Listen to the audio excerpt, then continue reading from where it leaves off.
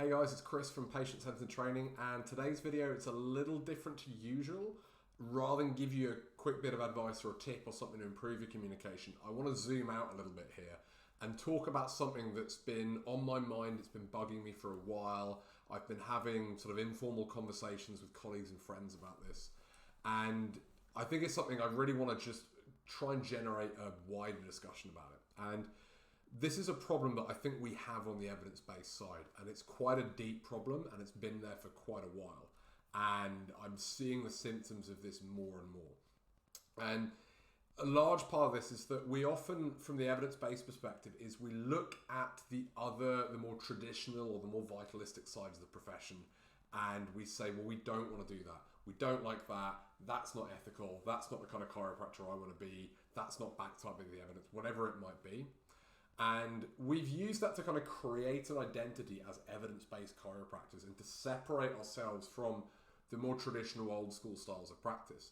And that's great. And that's really led to a lot of advances. It's led to us looking at other approaches, other ways of treating, communicating, building practices. And by and large, I think that's a really good thing. And certainly the way I practice is very different to how the majority of chiropractors practiced 20, 30, 40 years ago. But I think something gets a little bit lost there, and I think we can sometimes throw the baby out with the bathwater. And the real issue here seems to be that the evidence-based side of the profession really tends to define itself by what it's not. We go, well, we're not like those other chiropractors. We're not all about the money, and we're not high volume, and we're not subluxation based, and we talk all about how what we're not. We don't really talk about what we are. And it's put us in quite a reactive position. And the problem with that is you define yourself by the other side. It's almost, and I can see why some people look at that as somewhat of a negative thing. I don't think the evidence-based side of the profession is negative. I think we're a very positive force. But this reaction and this tendency to say, well, it's about not being one of those chiropractors. It could be a little bit like, I think of it a bit like a teenage atheist who and I went through this phase myself. They start getting really like, oh, religion's a load of rubbish and there is no God. And, they really define themselves by what they're not. They're proudly not religious. And whilst it's a phase many people go through, and that's no bearing on your faith or your spirituality, I think it's a phase that I grew out of, and I don't think it's a particularly useful phase. And I think we're in that phase in the evidence-based side. And what it means is that we often just run away from anything that the vitalistic side of the profession does without really considering where we're going or if that's something that we need to completely run away from. Now, there are some things that you see on the other side that I absolutely don't condone.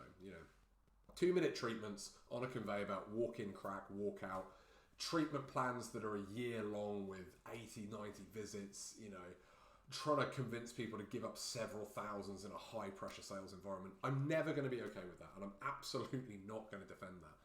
However, I do see quite a few chiros on the evidence-based side looking at that and going, well, treatment plans are bad, or prepaid options are bad, or maintenance care is bad, selling supplements is bad. And that's all coming from looking at the other side of the profession and going, therefore, they do it, therefore it's bad, therefore I won't do it.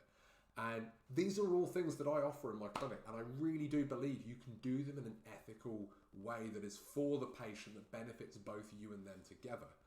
But a lot of us, we react and we just go, well, if they do it, it's bad. And I think we're really holding ourselves back, and we're really avoiding making more progress with the profession than we could. And I'm sharing this because I want to ask, okay, we talked about what we're not. We're all pretty clear on what we're not and what we don't like. But what are we?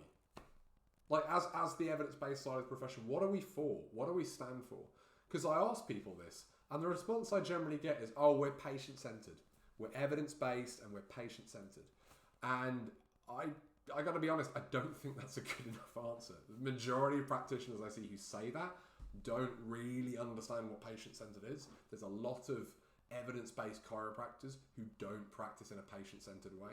By the way, there's quite a few of the more vitalistic chiropractors who do. We don't own that ground as much as we might like to think it. But we tend to pay lip service to it. We say, oh, well, it's all about the patient, but we can't really offer anything beyond that. Now, I don't have the perfect answer here. I'm not putting this out to tell you, this is what I think, this is what we should be for. I think that's the conversation that we need to have as a group and as a community. But I'm really just putting this video out there to open up and suggest that, because I don't see it happening. You know, I see some groups starting to talk about how, oh, we're not going to deal with the other side so much, we're going to go off and do our own thing, and that's great.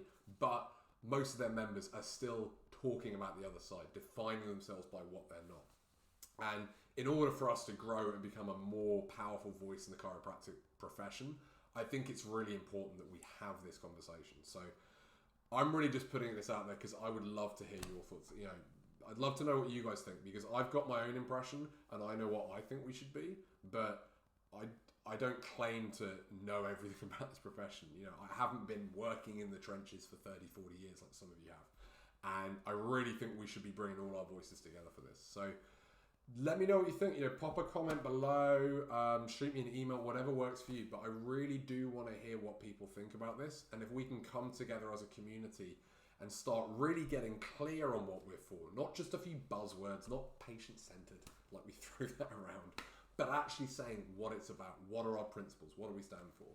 And I think that's really going to help us out. So, like I said, let me know what you think. I don't have a clear answer. I'm just curious, and it'd be great to hear from you guys.